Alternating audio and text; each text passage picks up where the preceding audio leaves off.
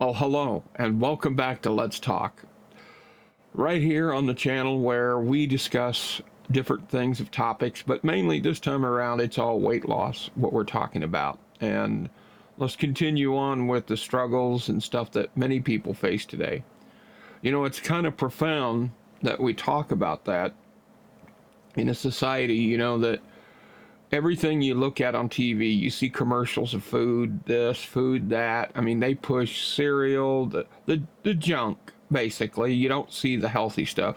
Except for today, I did see a, a commercial for salads, which is very unusual because that just does not happen. But there again, that's the way it goes. But I think with the health consciousness that people are waking up to, I think you're beginning to see that people are beginning to say, hey, this stuff isn't good for you. I mean, you're seeing more organic, you're seeing more things that are healthy for you. You know, the old adage is that if it looks good, smells good, tastes good, it's not good. Well, yes and no, but here's the thing. I saw a video here not too long ago when a guy was describing this. And from the 1900s, early 1900s, well, basically, if you even go back further than that, up until about 1931, the main diet people cooked with was, guess what? Beef tallow, lard, or butter. Heart disease was non-existent. Now that should shock you. So what changed in 1931?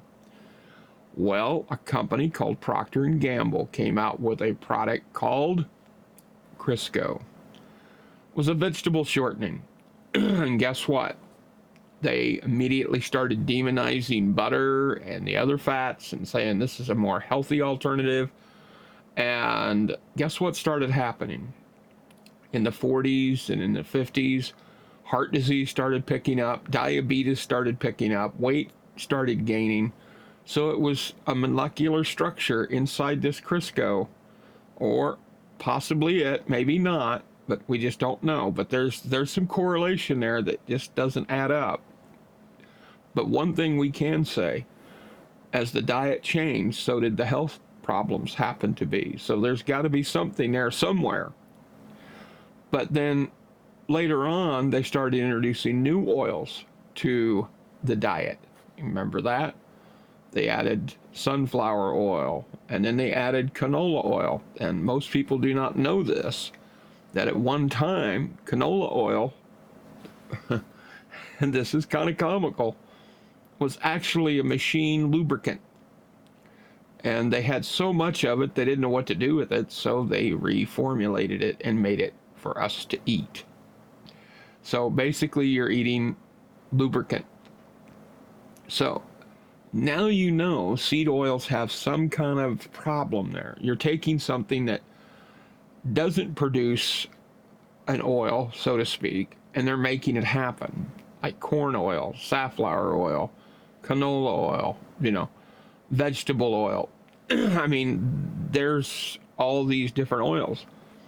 But the basic stuff like butter, lard, bacon grease, beef tallow was shoved aside. Well, now that's starting to make a comeback.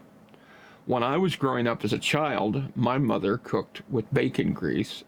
She made fried chicken that way, and it was very good. Heart disease was not existent in our family. What happened to me mainly was when we were growing up, potato chips started coming in, and it was cheap. And you used to be able to get, and maybe some of you can remember this, some of you won't, but potato chips came in a box, a cardboard box, and there was 2 bags in it. And you would open up the cardboard box, take one sleeve out, and it would be a fairly good sized bag. You would open it up, and that was your potato chips. Well, they were greasy. I mean, I'm going to come right out and say it. They were absolutely greasy, but they were cheap. You could buy this huge box for like 79 cents. Sometimes when they're on sale for 55 cents. And if you put that in perspective today, that would have been basically around $2 for these double bags, these huge bags. And that just shows you they were introducing it. Well, then after I got 18 and I got out of high school and went into college, the abundance of pizza, because you had the pizza chains, and they were cheap. You could get a large Supreme pizza for $3.50, $4, and that was really, really cheap. And it was loaded with all kinds of stuff on it, you know. But it was good, and we ate a lot of it because, hey, we're college kids. You know, we ain't gonna worry about getting heavy and getting fat, you know, and all that. We're exercising and doing all this, but boy, does it have a way of sneaking up on you, that's for sure. Well, then later on, as you got older, no one tells you that your metabolism is going to slow down, and boy, does it. So when you hit around in the 30s, things start changing for you. You're not as active as you used to be. Sedentary lifestyle depends on the job you're doing. I was in radio at the time, and boy, is that a sedentary job. I mean, you would sit behind a board and do 6 hours shift, you know, being on the radio. Didn't give you much chance to move around much because that was what you did. And when you'd get done, you'd go grab something quick because you had other things to do in the station. Well, see what I mean? That's what happens there. But we can learn something from this, from lifestyles that we've had in the past. Because the one thing we can learn about, and this is very important, is we take from the past and learn from it and change what's coming. I know I've done that this year. I've resurrected my own life. I've looked at it. I've changed my whole outlook because I want this to be something that makes me healthy and happy. Now, mind you, I'm 61 years old, but there's no age limit. You can change whenever. You can be in your mid 60s. You can be in your 70s and make a change. You can be in your 50s. For God's sakes, please, if you're younger, do it now while you can, because it doesn't get easier as you get older. I will tell you that. All you need to do is just take the initial step and make it happen. Now, it looks overwhelming, and most people will say, well, I've got a lot of weight to lose. This is going to be a long-term effect. Well, yes and no. If you look at it like it's a lifestyle change, it's not something you look in like a race, because it's not a race. This is not something you're saying, oh, I got to get to the finish line quick. No, it don't work that way. It didn't come on overnight, and you sure is not going to get it off overnight. That's for sure. So just remember, you just take your time and you look at the situation as it is, okay? You plan your activities, you plan your meals ahead of time. And we've talked about this in the past. Write things down, jot them down into a diary. You know, do a 30-day deal and look back at it and see where you can make changes. I will be surprised and tell you that in 30 days, you will see a noticeable difference in yourself if you follow through with a very high protein, very low carb diet. Now you're thinking, well, there goes the good stuff. No, actually it isn't. You like bacon? Good. You like eggs? Good. You like steak? Good. Pork chops? Sure. There you go. Now you can have some carbohydrates, but you got to watch your intake of it. I mean, look at it and read your labels. Your labels are very important to read because that is something that is going to make or break your situation. I mean, start your day out with a very high protein. And I told you how I start mine is I have a Premier shake in the morning and 2 cheese sticks. And those cheese sticks, along with that shake, make a big difference in the way I feel the rest of the day. That protein shake satisfies my hunger. The cheese helps fill me. It gives me a little bit of a bulk there to chew on. And I'm happy and done for the day. And actually, today was quite different because I even missed lunch today and didn't even realize it until later. So that's something you have to think about. Now, I don't advise you skipping meals because then it causes you want to overeat later on. But look at your situation. You know, if we look at the diet that we're on, and there again, I said diet, and I don't mean to say that because that's very contradictory. I think it is. It's a lifestyle change. But you look what they promote for breakfast in the mornings: cereal, cereal, cereal, high carbohydrate. And 2 hours later, you're hungry again. Well, if you would sit down and you would have some bacon and eggs in the morning, or chew on some bacon, something like that, or some sausage, that's pure protein. And guess what? You're not going to be as hungry after a while. So, I mean, make your stuff ahead of time. Take a weekend, take a day, and make and pre-plan your meals ahead of time for breakfast and stuff. I mean, it's not that hard. I mean, you can make a grab and go for your morning activities.